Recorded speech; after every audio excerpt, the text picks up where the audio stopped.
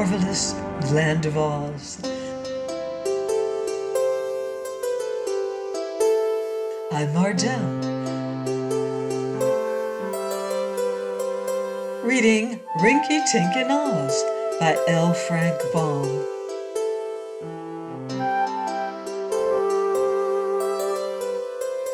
Chapter 20. Dorothy to the Rescue. One day, when Princess Dorothy of Oz was visiting Glinda the Good, who was Ozma's royal sorceress, she was looking through Glinda's great book of records, wherein is inscribed all important events that happen in every part of the world, when she came upon the record of the destruction of Pingaree, the capture of King Kitticut and Queen Garee and all their people, and the curious escape of Inga the boy prince, and of King Rinkitink and the talking goat. Turning over some of the following pages, Dorothy read how Inga had found the magic pearls and was rowing the silver-lined boat to Regos to try to rescue his parents. The little girl was much interested to know how well Inga succeeded. But she returned to the palace of Ozma at the Emerald City of Oz the next day, and other events made her forget the boy prince of Pingaree for a time. However, she was one day idly looking at Ozma's magic picture, which shows any scene you may wish to see, when the girl thought of Inga and commanded the magic picture to show what the boy was doing at that moment. It was the time when Inga and Rinkitink had followed the king of Regos and the queen of Corregos to the Gnome King's country, and she saw them hiding behind the rock as Kor and Gos passed them by, after having placed the king and queen of Pingaree in the keeping of the Gnome King.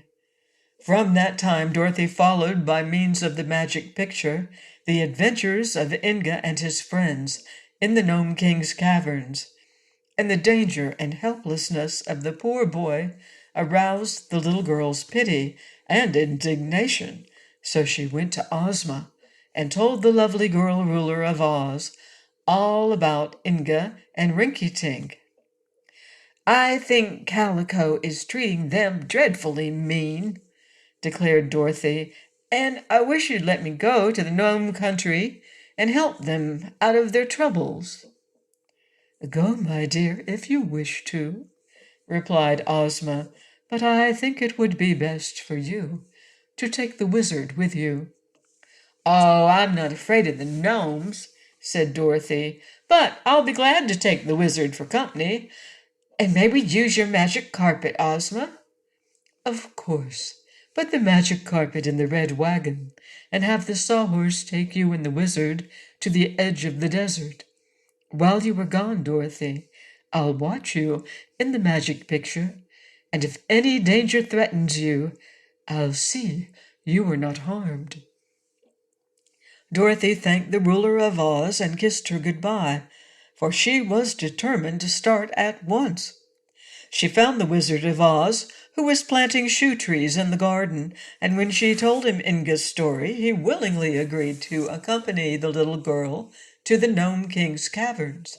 They had both been there before, and had conquered the gnomes with ease, so they were not at all afraid.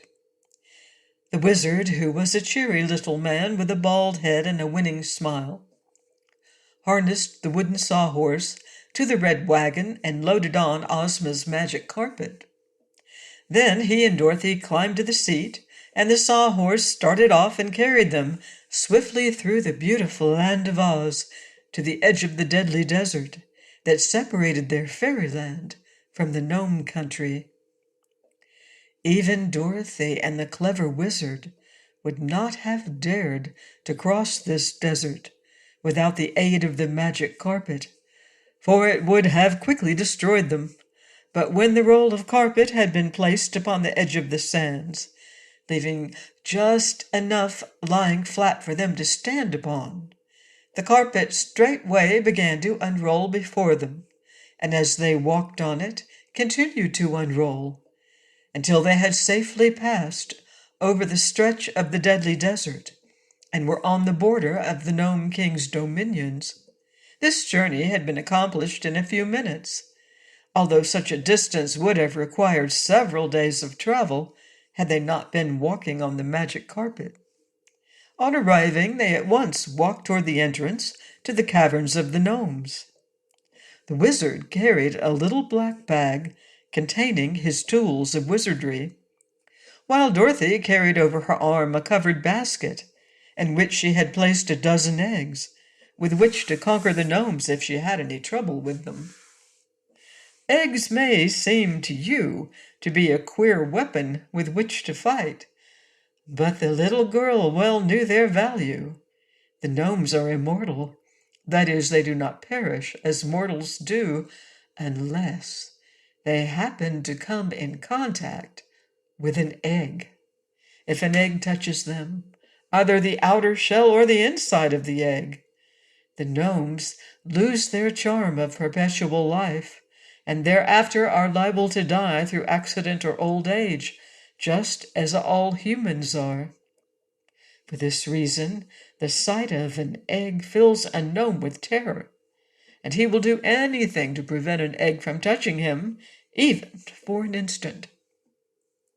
So when Dorothy took her basket of eggs with her, she knew that she was more powerfully armed than if she had a regiment of soldiers at her back. Please join me next time and find out what happens next in Rinkitink of Oz by L. Frank Baum. Goodbye for now. See you in Oz.